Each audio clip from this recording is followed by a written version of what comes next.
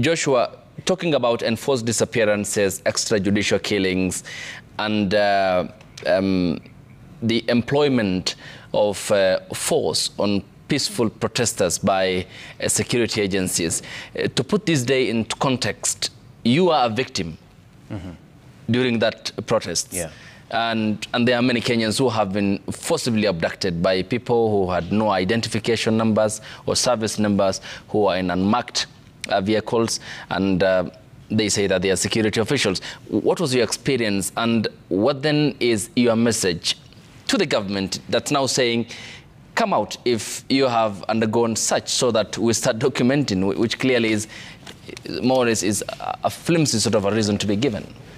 Yeah, it's very sad that the president, who is the head of the state, says that he has no reports of abducted individuals or missing individuals.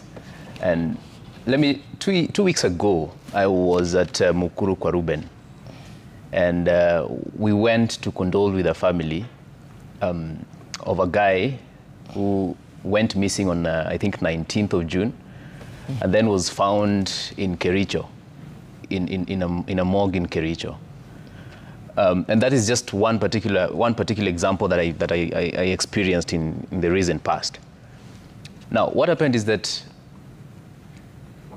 of course, I was part of the team that was very actively involved in organizing and bringing, heads together for us to be able to have a successful revolution, we called it.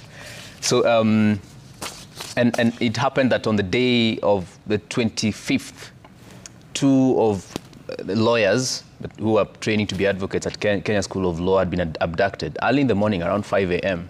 And so when they went missing, the report reached me, and I released a statement. I said that we are demanding for immediate and unconditional release of the two. And we also called off the classes that were ongoing and encouraged our other fellows to join the movement, because it was now apparent that we have a regime that is against us, and especially the young people. So, but before then, I think on 20th, the Thursday before, I had also made a statement, a bold statement about IMF and World Bank being at the forefront, or rather, fronting the Finance Bill 2024. And these were part of the questions that these abductors were asking me, and especially they were more interested in my statement about World Bank and IMF. Yeah. So I had received calls. 3 of them, two I received, one I didn't, because it was apparent that someone is now after me. And they were saying the same language. Wherever you are, don't leave. So when I heard that, I was like, this is not normal. Yeah. I decided to leave, because I felt like these are people who are coming after me, so I need to be out of this place. Little did I know that these guys were actually around, so that they wanted probably to locate me or something. So when I left, just a few meters from home, they grabbed me, got me into a car and drove off. So these guys kept me for almost 48 hours without food, without water, without nothing. And they kept asking me questions as to who is funding us in terms of, the merchandise, the transport, organization, whatever, you name it, water, everything. And of course, the matters IMF. So after that, they kept hitting me at intervals, coming in, because at some point they put me in some room. I'm not going to tell that story as it is, but I'm just trying to make it short. Yeah. But they could come at intervals and hit me and asking me the same questions, so I could give them answers that I didn't have.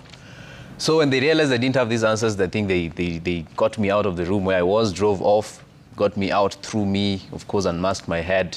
They uncuffed me and they went. But then we thank God I'm out. We have quite a number of us who have not been found to date.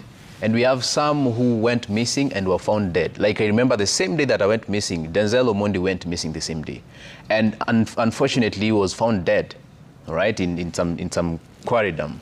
So these are real issues. These are real experiences. And these experiences are is a lived experience. So